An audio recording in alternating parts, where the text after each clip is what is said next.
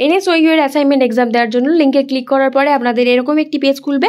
এই পেজটি খোলার পরে আপনাদের ক্যান্ডিডেট লগ ইন করতে হবে। ক্যান্ডিডেট লগ ইনে আপনাদের এনরোলমেন্ট নাম্বার এবং ডেট অফ বার্থ ইনপুট করতে হবে। ডেট অফ বার্থ ইনপুট করতে হবে, ডেট, মান্থ এবং ইয়ার।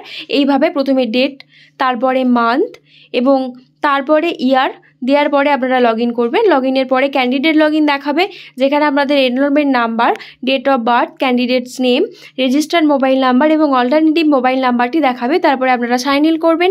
সাইন ইন করার পরে আপনাদের দুটি মোবাইল নাম্বার দেখানো হবে।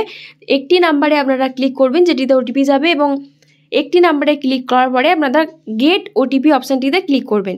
গেট ওটিপি অপশানটিতে ক্লিক করার পরেই আপনাদের ফোনে একটি ওটিপি ভেরিফিকেশান কোড যাবে। এই ওটিপি ভেরিফিকেশান কোডটি এখানে আপনারা ইনপুট করবেন। 4টি নাম্বার যাবে, 4টি সংখ্যা।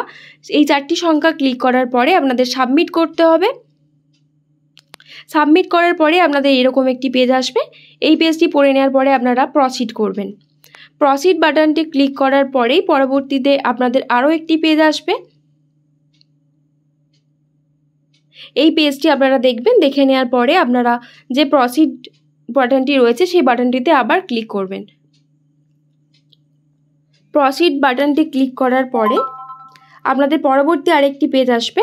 সেই পেজটিতে আপনারা দেখতে পাবেন সেখানে আপনাদের কটি পেপার রয়েছে এবং পেপারগুলি দেখে নিয়ে আপনারা এক্সাম স্টার্ট করতে পারবেন।